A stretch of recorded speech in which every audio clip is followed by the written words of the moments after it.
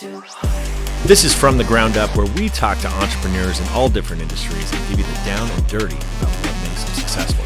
Make sure you hit the like and subscribe button and check back every Monday as we drop new episodes.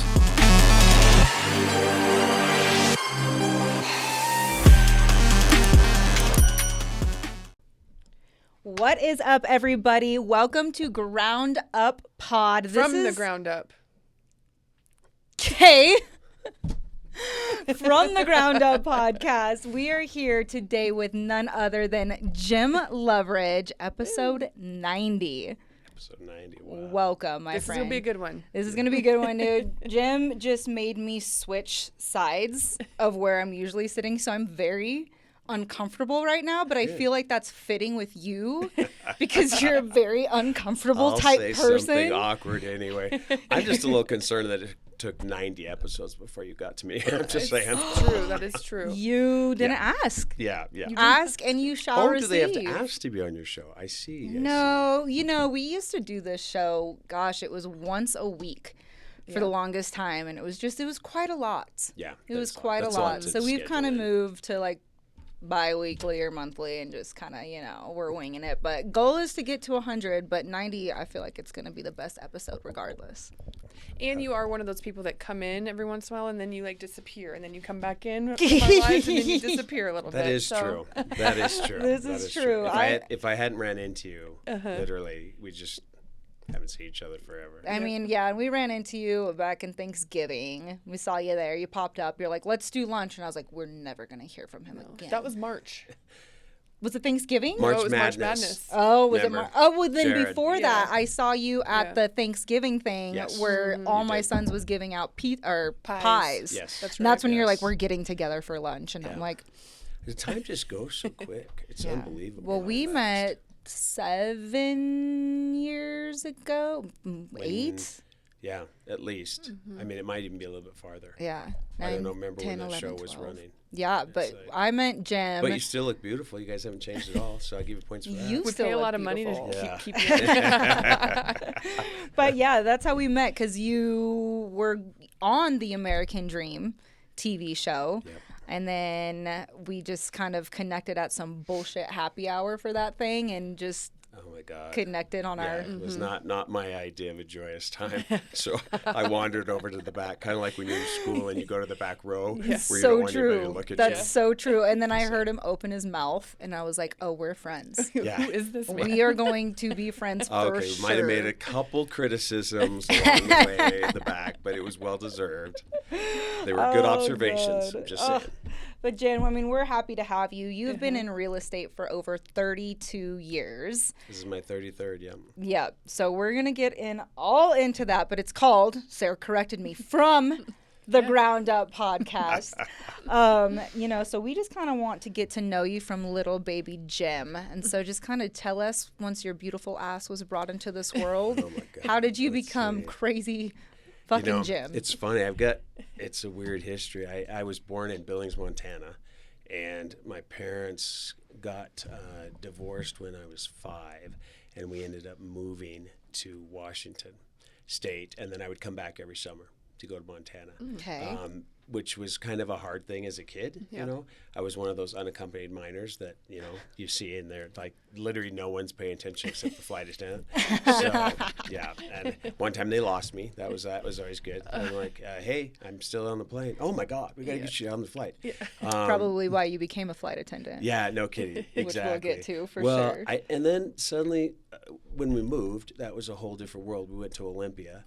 And I grew up mostly in Olympia. And then we went from Olympia, which was very, very vanilla, to say the least. And we moved to a town called Tri-Cities. And Tri-Cities was Hispanic, black, and white.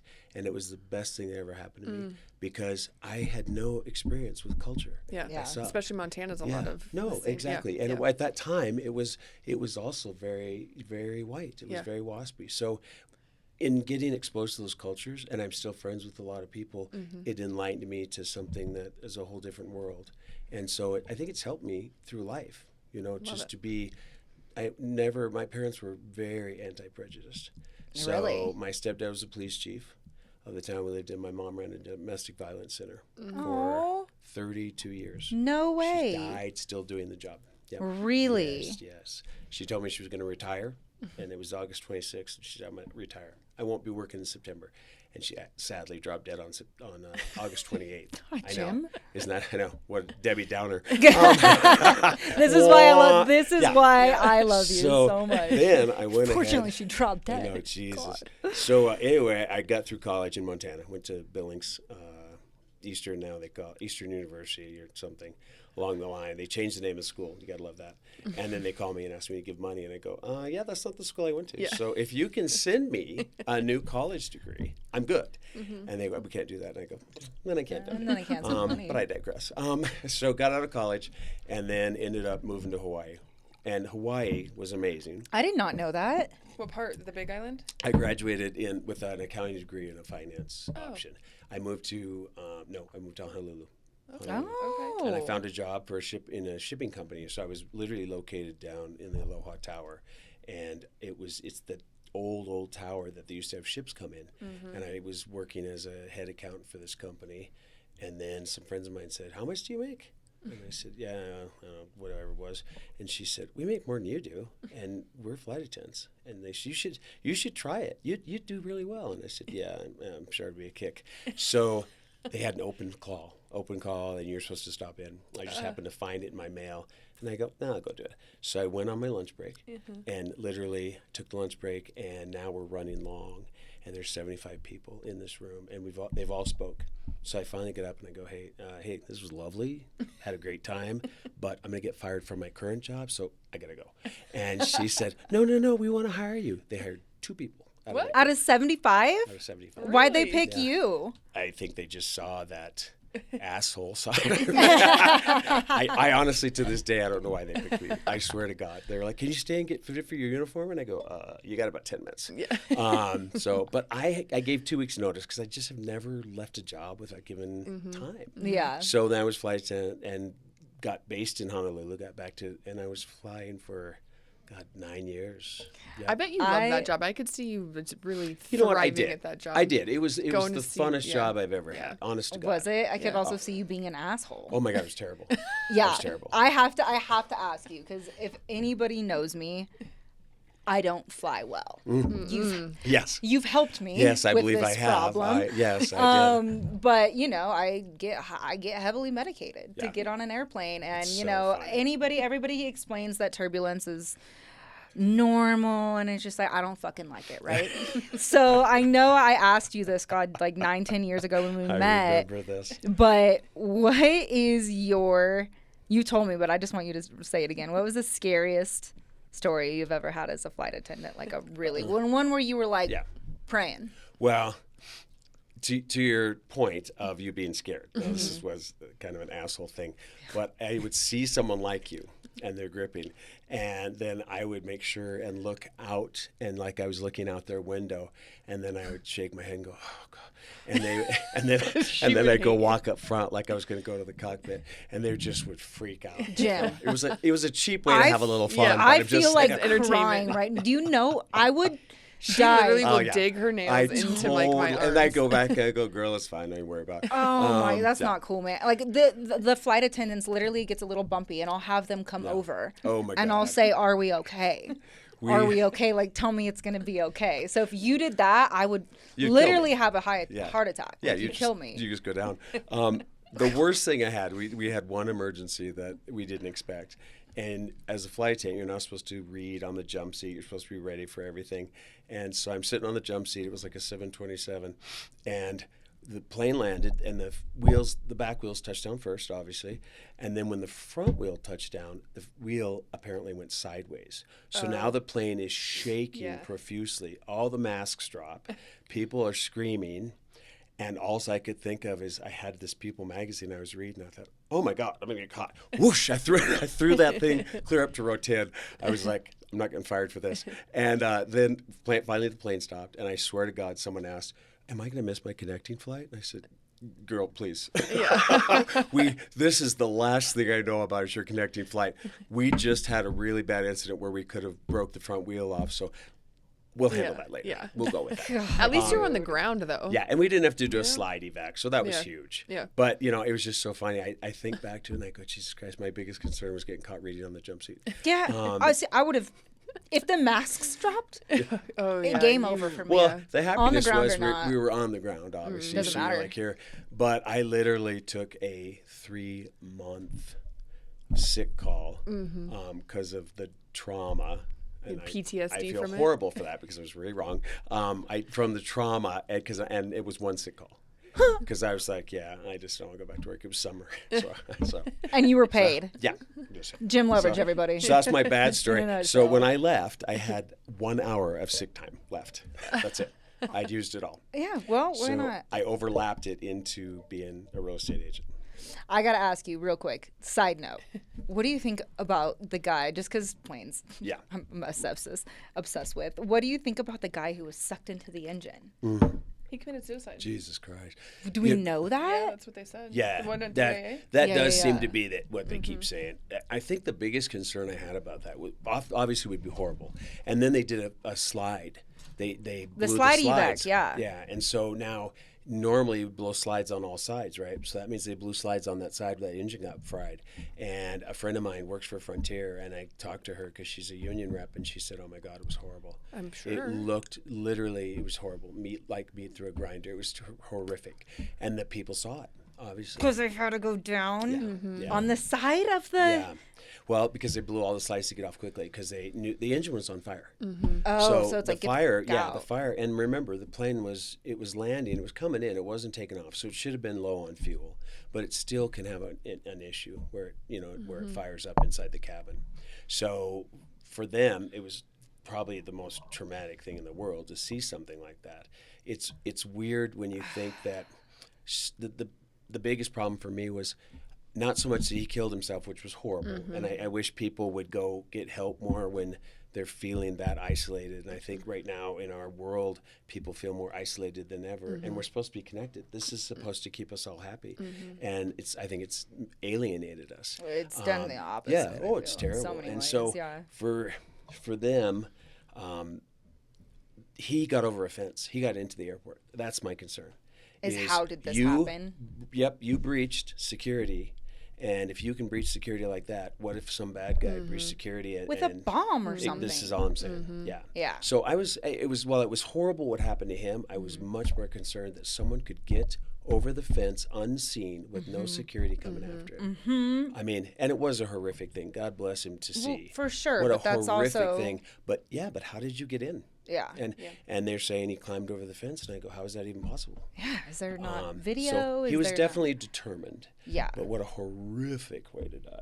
Who would think of that? Well, there's another Debbie Downer moment. I love this. I know. So, okay, well, switching gears again. Yeah. So you decided to get out of being a flight attendant. What popped into your head where you're like, fuck it, I'm going to do real estate? No, you know what? It's funny. I was still a flight attendant, and Okay. my aunt at the time said to me, she was actually my mom's cousin, and she said, I said, oh my God, I'm bored with this. I don't want to do it anymore. And I had a good degree, obviously, but I didn't want to use that. Accounting, I don't have that personality. I'm much too Out there, outgoing for that. That was just boring as For hell. accounting, I could not see that for you. No. And people, when you laugh about their bank account and stuff, you don't really get it. It's like, oh my God, You're not you a good did accountant. what to these? Judgmentalized. So I ended up, my aunt said, you need to sell real estate. And I said, really? And you need to be a realtor. Now, keep in mind, I still spelled it with an I. So that's how stupid I was. So I'm like, Real okay, auteur? I'll go to class. So I was on a sick call again. God, Continental, never mind. But literally took a sick call, went to school, and all I had to do was do 10 days of 40 hours a week kind of class. So 80 hours is all I had to take. And then I graduated. And she even paid for my school. Your aunt And did? yeah, she did. She did. And my parents were dead set against it because you're going, people don't realize you're going into a commission job, and there's so many times that all of us do a ton of work and the deal blows up before you get to the table, and none of us are reimbursed for any of that time. And our time is certainly worth it. We know. More than anything. And you guys have expenses for credit reports and all these things. So I think that's the downside to the job for sure. But I love the good side of the job. The people are I've never met more people that were so appreciative of what you do, and especially first-time home buyers is gigantic We because talk about that all the time. and we're so used to doing it, and we're so used to doing the paperwork and stuff. We sometimes forget that these folks have never seen this stuff. Right. So I have to back myself up and go, okay, I got to look through first-time eyes, Yeah. and you guys especially because you have to gather so much documentation. It's like, and then and then I tease my clients and I go, well, there's still a urine sample and a blood type. So, what, are you serious? I go, no, I'm kidding. But for you guys too, I mean, we have to work as a team because you have to support each other. If the realtor isn't on the same page as you are, or vice versa, there can't be any kind of fighting. It makes a bad experience for everyone. Oh, it does. It does. And you're supposed to be part of the solution, not the problem. And I've had so many agents who I watch them yell at the lender didn't meet their deadline. We're gonna have to move the closing date. And I have one agent particularly, and she just took this man and shredded him. And I was like, you know what? There's about 3 people that care about this deal, and you're losing him real fast. Yeah. Why did you feel the need to just berate him? Yeah. So he missed a date, and I think that comes with wisdom of getting older and doing it. I don't get so drama about it. It's like, oh my God, he's doing the best he can. Give him a break. Where I used to I was a little bit harder. I mean, I was probably a little bit more of a jerk when I was 32 or whatever, but now I really try to look from their view. Yeah. Now, if they have to move it twice, then I'm not as nice. Yeah. But it's not fair to you guys either. We're supposed to again help each other. I mean, we stay on our shit pretty much with our dates, but and that's it. That's what we love so much about this job is just the people who are very appreciative because and I'm going to get into this with you, but we work from everybody from first-time home buyers buying little condos up to our jumbo investor clients, and it's just like I personally love working with first-time home buyers because when you're at that closing table with them, they're so grateful, like forever grateful. Really and then, but other they people really will just shop you and just kind of treat you like shit and throw you to the wind, and you're just like, It's funny because they are much more loyal. I think you establish such a bond with them that it matters. Very true. And it should matter. I literally had one day and it was the funniest day.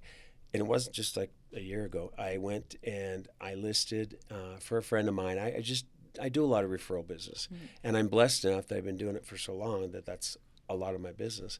So I went and listed a $129,000 modular home, and it was a beautiful place. Honestly, she worked hard on it and remodeled it. It was great. And then that same day, I went and listed a $4.5 million home. Love it. And I got to tell you why that matters so much. I mean, that's from one extreme to the other, right? And some people like to really focus on high end, low end, middle. I swore that I would never do that. When I was a flight attendant, I went to buy a condo, and I had an agent. I called the agent that was representing the seller, and I asked him about the place. No, he didn't represent it. I'm sorry. He was not representing the seller. He was an agent on his own, and I asked him, hey, I want to buy this. And this was when savings and loan went down, had crashed, so everything was cheap. The condo was $38,000. Oh my God. It was a steal. Yeah. In Denver here? Yeah. Have you ever checked to see what the value of it is Oh now? my God. It went for like $250 not too long ago. Yeah. And it was a cute little place. Yeah. But I called this agent and the guy said, oh, I don't work in that price range. Call someone else. Oh my. And I swore to myself I would never, ever be that guy. I thought that was the rudest thing to say to somebody in the world because it belittled me that that's what I could afford. Right. And on a flight attendant's pay, it's gone up dramatically from what it was, but we did not make great money. Right.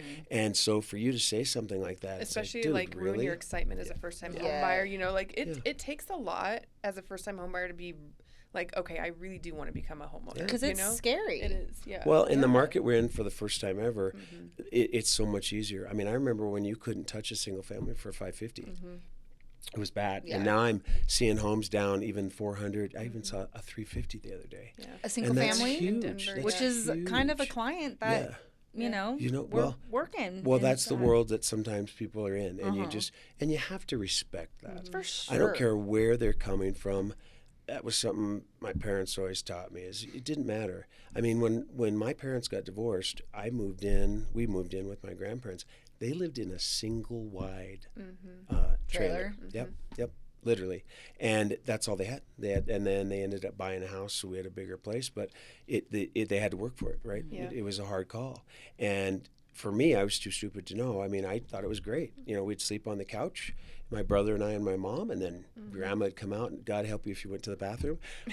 She would roll that bed back up, and we'd be like, damn, bed's gone. Yeah. And then she'd go, you guys can go sleep in my room. So it makes you very humble. Yeah. And I think I've had a very blessed career. I mean, for this many years of doing it, I've been literally in the top for a long, long time.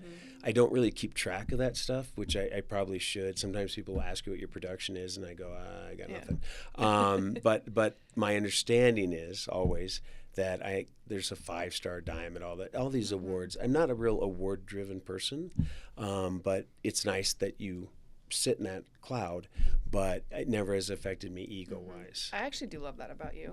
Yeah, because that's kind of how you guys met too. You're like, I don't even want to be at this award ceremony. Oh my God, and I so much did not. I mean, and and that's how when I met you, I was like, oh my God, Jim Loveridge, because like I did always think that you were a luxury list agent because you were on this TV show and your presence is just like, it's there.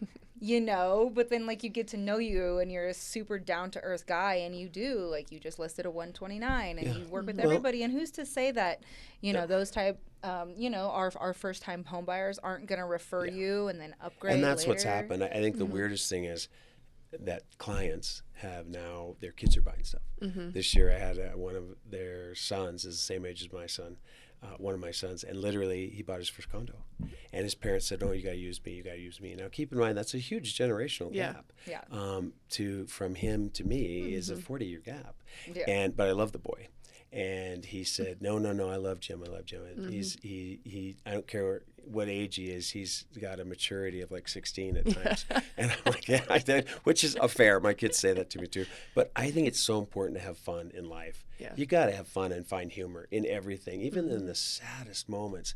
There's always something, and my mom always taught me that. She's like, there's always something you can look at and find humor in it, and I think that's giant, and to get you through anything, because these last couple of years have been tough for us. Yeah. It has been a brutal market. It has been brutal.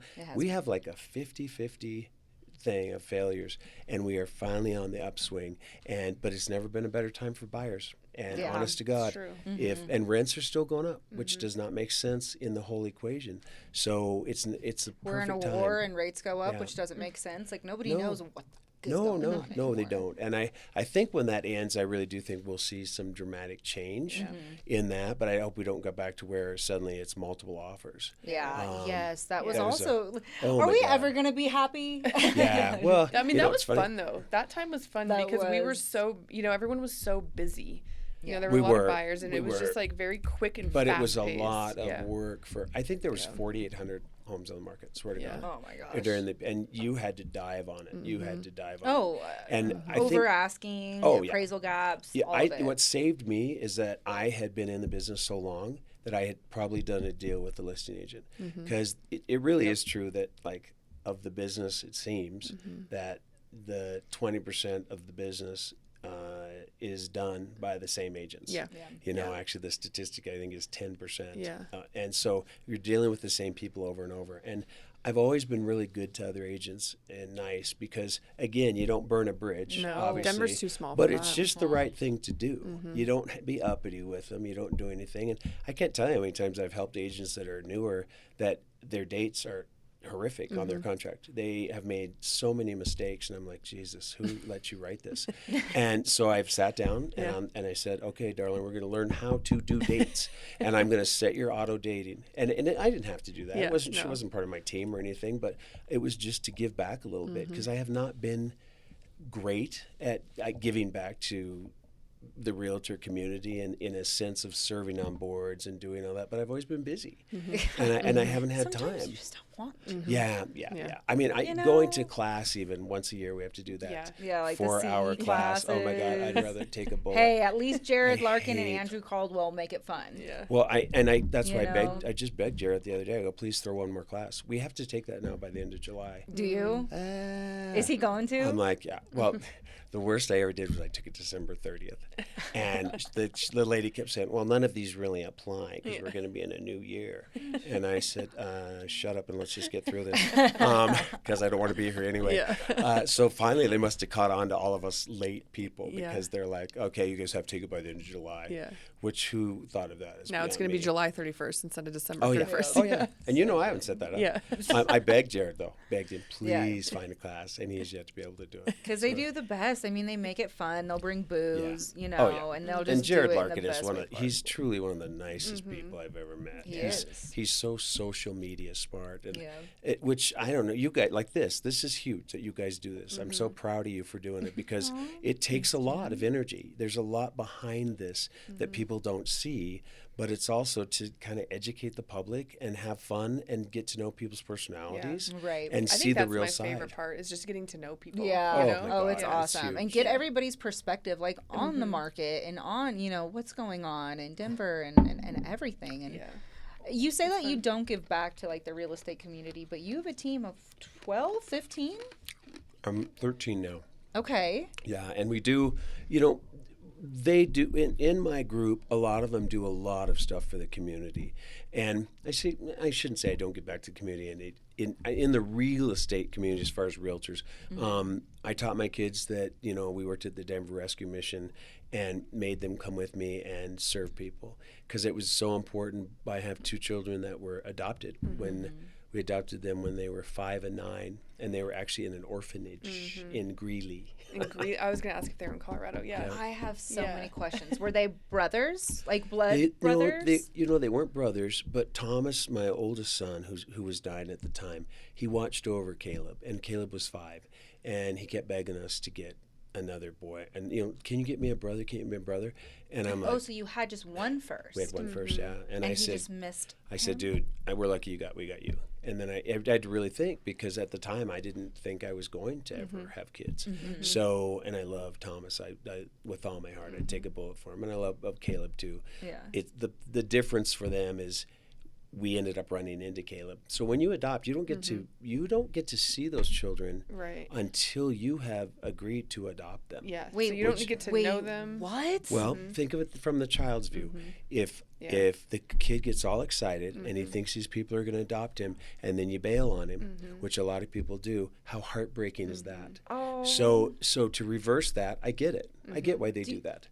I would do it too. Do you get to ask medical questions? You do. You have a whole history of the child and what's happened, and a lot of these kids have been through hell. Been through hell. Yeah. And it's tough. You have to. And there were some kids that we just weren't capable of handling. So when we ended up getting Thomas, I remember coming out. Literally, he had clothes that didn't fit him, and these people were being paid like $8,000 a month to take care of him, and it was just a shit show. It was terrible. Just took advantage of the system. All of his stuff was in a plastic bin, and it was half full, and we carried him out. So none of it fit him. No. He had shoes that were too big. It was just stupid. So you're supposed to really slowly do that. And they don't want you to normally know. We were supposed to be taking him to lunch, and they had allowed that kind of thing to happen. And he goes, hey, are you guys adopting me? And which blew our minds because it wasn't supposed to be that way. But I said, yeah, I think we are. So we took him. We took him to Chuck E. Cheese's, and then he bought like 6-7 pictures of himself and these IDs. It was so weird, but they all went. There was one smile, and then he said, "Well, can I see my room?" And I go, "Well, son, we live clear in Parker.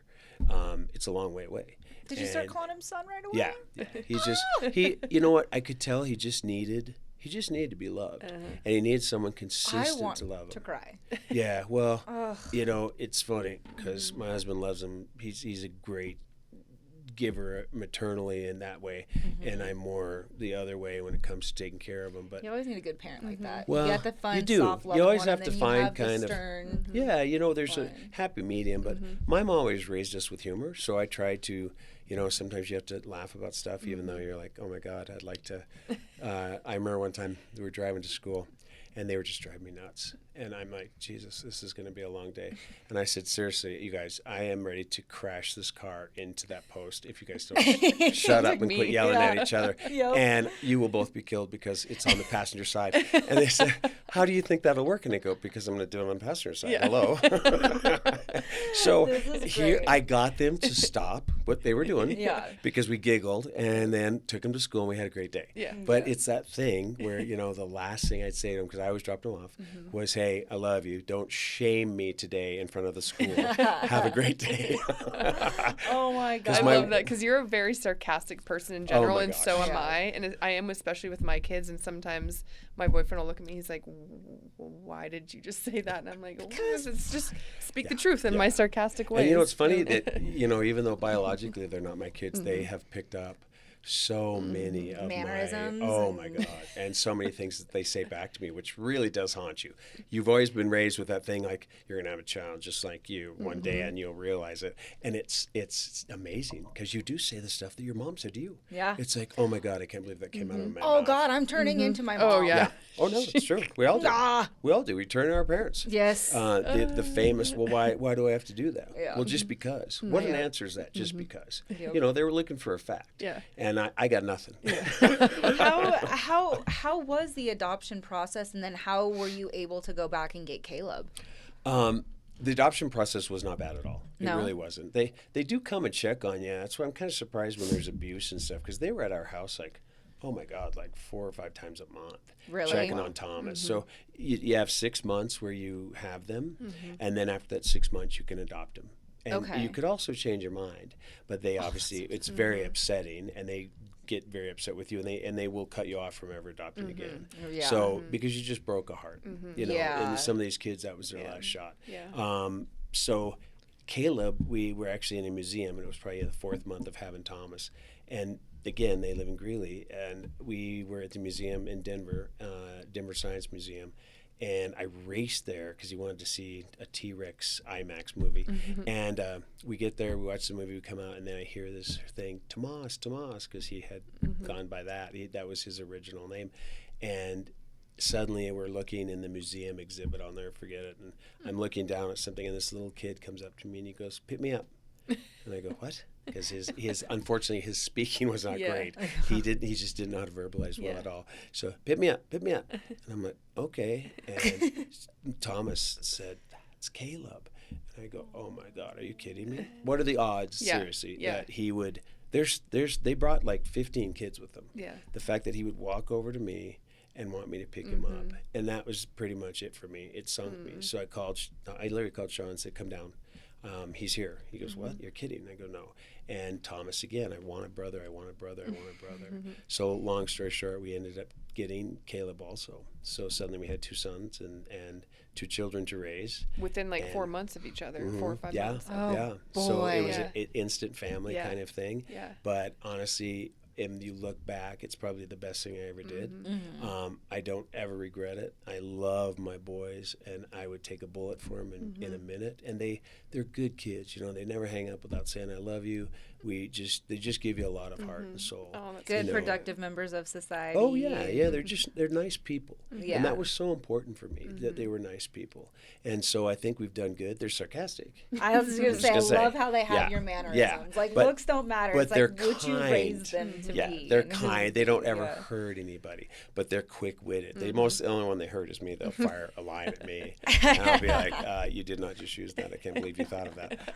I said, "Well, you're in trouble for that. It was excellent, and I give you 5 points." Yeah. So- Well, you both have given them such a beautiful, beautiful life, a beautiful home, but like love. Yeah. You I really gave have. them I've tried great- so hard, and they're doing good. The Yeah. boys are doing good. They're 22 and 26, and they're kicking through life. Do they want to be in real estate? My oldest one is really thinking about it. He's Really? really thinking about it, and Is he like you, like good with people and just outgoing? He's and- excellent with people, but then when he steps away from that, he shuts down. It's hard for him to put that on every day. It's a production. I didn't. It's hard. Yeah. Well, it is. It's hard to be on. It's hard to be on, and and it's hard to be always positive. And but we have to in the careers we're in. There's times we go home and we're burned out, but I still pick up my phone till 10 o'clock at night because I've always thought if the client has a question and they're not going to sleep over it or it's on their mind, I don't want that. So I say, text me or call me and I'll answer it for you. And then you can go to bed and sleep. It's Really? fine. Because some agents are like, hey, I'm turning off at 6:30. I just, You know? I never did that to myself because and a lot of people set boundaries. They're better at it. I am not great at setting boundaries. Neither, dude. I'm like, oh, it's a lead. Call me at 2 a.m., bro. I'll Well, take it. and it usually is someone you're under contract with, and they're free. There's something's happening, so they wouldn't be calling that late if it wasn't. So I always take the call.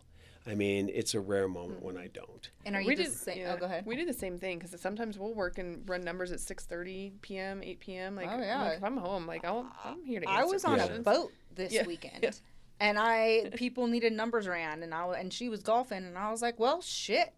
So I'm like on the boat. I made everybody turn off the music, shut up. I made the call, and then I got out like my mortgage calculator and like ran numbers for them. But I'm like, oh, I'm not losing this because if you don't, another lender will. Exactly. And we're so blessed now. I look at the technology from when I started till now. I mean, it's just a game change. I'm sure it was a whole different world. You Oh guys my were God. running around paper documents. Paper documents. You know, yeah, actually, faxing. the houses were in a catalog. Literally, it was a catalog, and you marked which house you wanted to go see. Interesting. You had to have a map, and you had to. That was the hardest Oh, yeah, thing no about GPS, this job. Or even right? the newspaper. No, remember? no GPS. And so we had to map. copies. Yeah. We had to I'd make copies of your map. You had to draw out your route. You had to have your shit dialed in. You really had to have it dialed in. And the worst lesson I had a client who literally. It was a good friend of ours, and they had 2 children, and they were in front of me, and he missed the turn to where we were supposed to go, and I'm like, oh God, because I don't know why he wanted to lead, but he did, and this road had speed bumps, which sucked.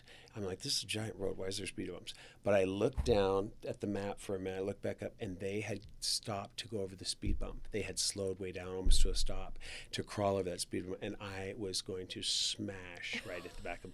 I slammed on my brakes so hard. I skidded. I was within a foot of hitting him. Gosh. And I thought, and so then we drove on, right? And then I got out of the car and I said to Martha, she was a very good friend of mine. I'm like, Martha, did you just see your kids' lives pass before you? Because I did. I said, I was so close to hitting you. I said, oh my God, I'm so sorry. They had just come out with a car that had nav. Yeah. And I bought it. Yeah. I bought it the next day. Amen. I said, I am a horrible Maps. Maps. My dad loved a good map. Oh, I hate it. He'd pull it out and he'd be like, let's look at the map. And Well, I I'm like, remember they "Dad, had we do this have one was to-" like a Yeah. catalog. You flip through the pages, but it still doesn't help. If you I'll so go off funny. the page, you get lost so easy. Yeah. What's one of the craziest? Okay, so you've been a real estate agent for 32 years, 33 now. What's like the craziest story like that your team has seen or that you personally have seen? I know there's some good ones out there. For something ironic that happened, or what? Or like, because we've had somebody who's like walked in on a listing of people like having sex, or like a homeless person living in there or something. I had a really good friend of mine, and she still is a friend, Peggy. I love her to death, and she wanted to go look at a bunch of houses, and we go through the house, and she was one of those people, and literally we'd walk out of the house and she'd say, fuck them, it's a dump. Excuse my language. But then, so we go through 5 houses. The 5th one, she said, oh God, fuck them, offer them $100,000. This place sucks. And we leave the house, and I see a woman peek out of the curtain, and I'm like, I was mortified because literally, and I said to Peggy, I go, oh my God, Peggy, they're home. And she goes, well, fuck them. They should know what it's worth. Oh, no wonder you guys are friends. No wonder. And she was a flight attendant. attendant. Yeah, she would be a flight attendant friend. That was a good start for me because of the flight attendants. A lot of my business came from flight attendants. That's how did you get up and running? Like how did that really you was become it. so successful? And you know what? I didn't know the failure rate. I'm so glad that I didn't because the failure rate to be a realtor, I think the average age is like 58 years old for a realtor, which is a very high number. Yeah. So the statistics are out of 10 people that start, 7 drop out within the first 3 years. So now you got 3 left. And of those 3, 2 drop out within the next couple of years. That's a horrible statistic. Yeah, but it is a very hard job. It's 100% commission. And, some people are not prepared for that. I Give your encourage my weekends, your agents. nights. Yeah, well, your time is not yours. That's the one thing you have to really be clear with.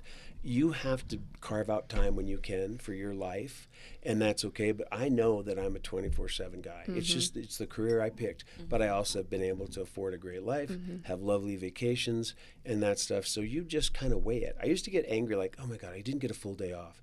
And I go, what is that all about? Why do you care? So you had to go look something up for a half hour. Yeah. And Yep. and I think the biggest thing I've learned from at this stage of my life is how much grateful I am for what I have. And I don't know if I always was. I don't know if I always was grateful as I should be. And treating people that way. That's a huge thing. So to your point, Peggy blasted him, and I had to live with that. I'm like, oh my God. For us, the worst thing that ever happened. I swear to God, I'm in the shower and get out of the shower, and I'm supposed to be going to a closing, and the client calls me and goes, "Yeah, she's decided she doesn't want to buy the house." I'm like, "What? We close in an hour? Are you kidding?" And I've never had this happen. I've never had it happen since. And the wife changed her mind. They lost $10,000. We had that happen, but we were on the selling side of it. The day before closing, they're like, "No, we changed our mind. We don't want it." Your mind.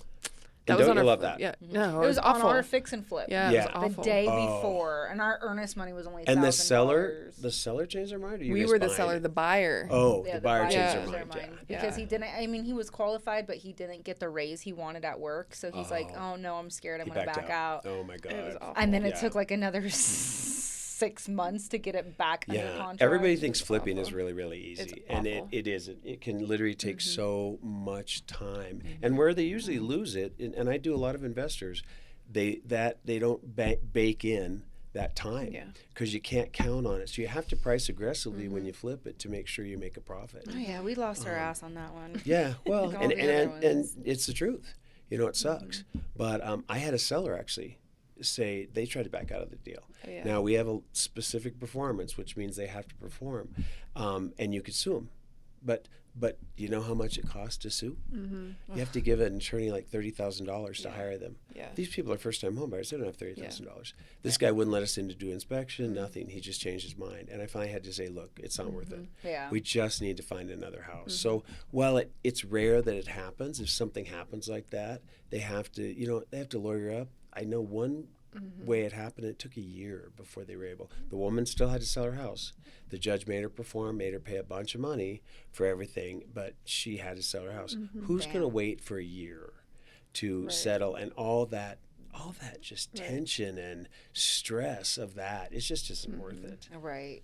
You got to let stuff go. It's like there's another home that you, and I think sometimes it happens for a reason. Even when you guys have something crash, it always seems like they end up in a better place, and it was a better place than what we really, really wanted, and we got aced out on. Yeah. And I think that's the weirdest thing about this job. And I can tell you, I bet you 95% of the time, I can say that honestly, if they didn't get the house they wanted and they were all upset, the house they ended up in was better. Isn't that weird? It is weird. Yeah, Kind of happened. I just had it my happen. situation. Yeah, we settled it on the is. house that we just bought a house in December, and it wasn't my favorite, and now I'm like absolutely in love with the house. Yeah. I mean, you've really made it yours Yeah. too. Like you've Yeah. done a lot of things, and you had some extra money to be able to do this. It's perfect. It did. It worked out. Well, and sometimes it takes that visual. Our whole world has changed because of AI. Yeah. So oh my we're- God, I have so many AI apps on Yeah, my well, phone. and It's great. It's and a the great homes, tool. for the first time ever, we've been able to furnish a home and put furniture literally wherever you want it. You can change the design. I pay for homes.com to be a premium agent in there, and there's a button you hit that you can remove all the furniture that's in Yeah. there. The furniture great. that's Show there. with and it without. shows the measurement. It's worth every penny that I pay because it showcases all my listings. But it's such a cool app. And they have it dialed in so much now that if you're looking for a home, it goes, okay, do this. Show me all the kitchen pictures of these 3 houses. And Yeah. it will pull them up. Oh, and you that's can crazy. speak AI to it. You literally speak to the AI. That's It's wild. homes.com? It's a little creepy. Homes.com, yeah. That's should- why. There's a Put a point where you're purple really couch impressed, here. and then it's a little creepy. Yeah. You're like, oh, for the love of God. But they'll never replace us. And I think that's the thing. Yeah. People are very fearful. Fear drives. I want to hear your thoughts on that. Fear Yeah. drives us a lot. We don't do a lot of things because of fear, I think. We have all been there where we go, oh, I'm nervous about that. I better not do that. I better not do that. And I hate when fear is the driving force. Yeah. There's a lot of fear, of course, AI is going to take our places. this is a very people job. We have to be in it. We have to be in it because they need us to touch, to show, to be there, and AI can't provide that. To keep So, calm, to yeah. explain. Well, yeah. Well, and to especially- negotiate and do all the things that all it of takes in yeah. real And estate. AI is never going to be able to do that. Yeah. It still needs to be controlled by someone. Yeah. So we need to take AI and take advantage of it. I took a class from Jared the other day, and unfortunately he was out sick, but this guy who taught it, he taught amazing stuff, but we need to just focus on that, make our jobs easier Yeah. and make it easier for the client, but not in the part where we have to have an integral part in it Right. and communicate with it, Right. 'Cause we have Well, like you've an AI seen- tool that right. pulls guidelines and everything for us now. Yeah. which is great. But you've Yeah. seen it. I mean, you've seen the industry change so much in 32 years. I mean, remember how up in arms everyone was over the commission structures just Yeah. like 2 years ago? That Oh was a my big gosh, thing. it But was like a you've seen things nightmare. change throughout the industry, and so this is just the next thing that people are Yeah, it's either just- embracing or not it is, embracing. and unfortunately, I like to throw a fit. you have to almost embrace it because it's not going to change. yeah. Yeah. It is what Yeah, it is. It is what it And is. so you better get on top of it because, and I told my team, we had a meeting the other day about it, and I'm like, look, I don't care whether you like it or not, you got to learn it. Yeah. Because and it really is like having a built-in, we called them encyclopedias, but it's, you guys are Wikipedia guys, but Right. we had hard books we had to look at. Yeah. It is, Yeah. but what a great place to ask a question and have Right. it actually tell you exactly what you Yeah, should be doing. Speaking of your team, do you teach weekly? Like, what does it take to be on the Loveridge Group? Or are you taking So- on certain people? Or is there a certain vibe? What do you provide? There is a vibe. I think we take on. I have to really connect with the agent and like them and see that there's potential there for them. If I don't like to take a new agent on, but I certainly have broken that rule and done it. If I see that we have spark, 13 now. yeah, I can teach anybody how to do a contract. Yeah. I can't teach you to have personality. It's so So if you're an engineer or an accountant, should not have that. But if you have a personality, I can tell you're not an introvert, or you are an introvert, and you're not type A by any means. That is not a good career for you because you have to be on. You have to be someone they want to be with. And frankly, it needs to be fun. Nobody wants to do that and not be with a good person. So when I hire, I really do check that. Now, some people do that test. I think The it's cast disc. test. Oh, Oh, disc. disc. Yeah. Yeah, Why did I disc. say test? I, For being a I filmmaker. took the disc test, and it said that that on the bottom two jobs of what I should do, literally the last thing on earth was be a realtor. It's like, oh my God, and this is like 20 years into my career. So I was like, well, I'm not giving that a lot of credit. Oops. So I don't do it with them, and a lot of people live and die by those. So I interview them a couple times, see what they're like, production-wise, and also see if they're nice people. I don't want to bring someone on that is, going to be, Aggressive well, or- they're just going to be an ass. It's Yeah. like, don't treat people that way. I can't do that. Yeah. So that's one of the things, very much so. And then they have that drive and ambition. That's that second part. So if they have personality, great, but they have to have the ambition because you are a self-employed person. I can only drive you so far. I can drag you to the lake, but I can't make you drink. And sometimes that's a real problem. And I've had to let people go because there is no ambition. They just don't have that. They need to be in a regular job where it's structured. And that's okay. Yeah. They That's need okay to know too. that too. Yeah. Because everybody thinks you just show a house and then you go to the closing Yeah. table. And there is so much in between Oh, and yeah. so much stress and yeah. time Oh, yeah. that you just don't realize because they only see those shows. Oh, and marketing and getting your deals. Yeah. Well, even And, the shows I've been on, those were, it looked like we showed 3 houses and they picked one and then we decided on it. That show, the American Dream that you were talking about, was a half-hour show. It was 100 hours of filming for that show. Yeah. And it didn't just happen like that. Right. So I think people have misconceptions about what realtors do. They think that we're overpaid, but in the same breath, when you drive up in a nice car, they want to hire you because they think you're successful, but they maybe don't want to pay you what you're asking. So it's kind of a conflict for them, right? I want the best agent, but the best agent isn't going to be free. Right. They're not going to charge a 1%. So they have to make that call. And I'm telling you, once they do it with a 1% thing, and they realize that they did not get any service. Yeah. Yeah. That's a tough one. Yeah. That's a tough one. I And then they agree call you for fully. advice. Yeah. And they didn't pick you. Yeah. Yeah. And that's yep. a tough one. And I'm so stupid. I still will say, "Oh, all right. Anyway, here's what they should be doing." Yeah. Yeah. Because I guess they think I'm a nice guy. I've had agents say, "No, you didn't hire me. See ya." Yeah. I can't do that. Yeah. Well, no, and that's I mean your that's why you character. are. You are an award-winning TV show going real estate agent. You've made such a name for yourself here in Colorado, and I know everybody kind of knows who you are. And thank you for being so humble. We appreciate it. And we have about a minute left, so I just want to know, like, what do you want? What do you want the people to know about you? Any last words? Yeah. Last words would be, if you're going to buy something, you need to do it now. Seriously. I think why? that things are going to Yeah. escalate pretty quickly. What do you mean? Once the rates go down, I think people are, they've been sitting on the fence. Their lives are on hold. I think we're going to see a lot of activity, and I would not hesitate. You need to just go. And really, even right now, you can get concessions to buy your rate down. Yeah. So we can buy you down into a rate, and then later on you can refinance it. So, and a lot of them are like streamlined FHA. It's, there isn't even a cost to it. Yeah. And it's pretty free. Yeah. So I would say that would be my last thing to people. Yeah. Aw. Do it. And I love you guys. Thanks for having me on No, the show. we love you. Thank you so much for appreciate it. being on. Jim Loveridge, everybody. Where can they find you? Google. Exactly. I'm always like, There how you can go. people reach Because you? you're And not a it's big just like this- Instagram. Yeah, you are. You not on social You know what? media? I'm terrible. I have Facebook, and I'm trying. I told myself today, I go, I have got to use Instagram more. But it was just my go-to. Yeah. So yeah, you guys are the ones who got me, because I was looking for you today. And I'm like, okay, I'll start posting on Instagram. Thank God Facebook bought Instagram, because it transfers over. It does. Otherwise, it I feeds would never into post each a other. thing. You didn't even reshare our story. We're going to be posting a picture after this. You better share that. Because I suck. But you're not a shitty realtor. No, I'm not. I hope not. Thank you so much for Yes, being on. thank We you love you, guys. Jim. That's You're fun. the best. I appreciate you. Thank you so much for listening. This is From the Ground Up. Make sure you hit like and subscribe, and check back next Monday for the next episode.